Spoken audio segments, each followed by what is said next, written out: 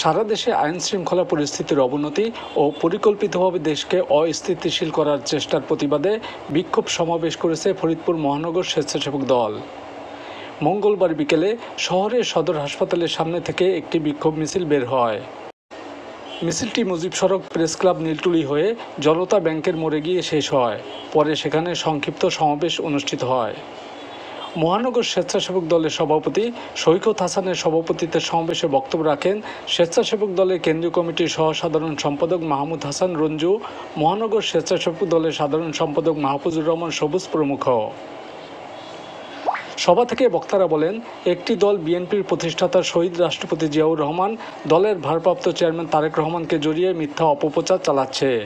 সভা থেকে বক্তারা হুঁশিয়ারি উচ্চারণ করে বলেন, যারা এসব অপপ্রচার চালাচ্ছে আগামীতে তাদের কোনো ছাড় দেওয়া হবে না, রাজপথেই তাদের মোকাবেলা করা হবে।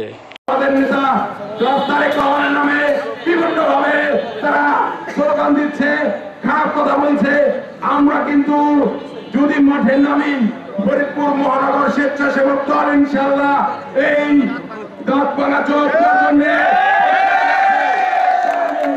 বলতে চাই, যারা এই কথাবার্তা বলছেন তাদের হুঁশিয়ারি করে দিতে বলতে চাই। বিশেষ করে এই জুলাই অভ্যুত্থানের পরে কিছু ছাত্র সমাজ তৈরি হয়েছে, কিছু আমাদের ইসলামিক মাইন্ডের দল তৈরি হয়েছে, যারা বোঝাতে চায় বিএনপি জনগণের সাথে ধোঁকাবাজি করছে। কিন্তু আপনারা মিডিয়ার মাধ্যমে দেখতে পেরেছেন আসলে এই কিছু ছাত্র সমাজ নামে যারা গঠিত দল গঠন করতেছে এবং এই জামাত শিবিরের কিছু লোকজন আছে যারা এই বিএনপি নামে অবস্থা চালাচ্ছে। বিএনপি সবসময় জনগণের দল ছিল, আগামী দিনে ভবিষ্যতেও থাকবে। জনগণের পাশে থেকে সবসময় বিএনপি কাজ করেছে।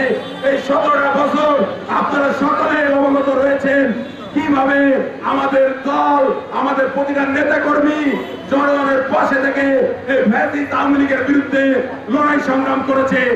বর্তমান স্বৈরাচারের পতনের পরে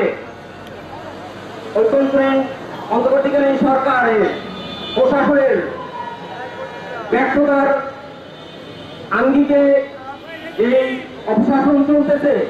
এর ধারাবাহিকতায় বিগত 17 বছর আন্দোলন সংগ্রামের প্রেক্ষাপটে আমরা এই আন্দোলন সংগ্রামের ধারাবাহিকতা বজায় রেখে অন্তর পর্যন্ত আমরা বিভিন্ন সময় জেল, জুলুম, খুন, অনেক মা বোনকে হারিয়েছি। এখানে আমি একটি কথা বলতে চাই, কেন্দ্রীয় স্বেচ্ছাসেবক দলের পক্ষ থেকে সবাই সজাগ দৃষ্টি রাখবেন। দেশি বিদেশি চক্রান্ত বিএনপিকে বিভিন্ন ধরনের অপকর্মের দিকে ঠেলে দিচ্ছে।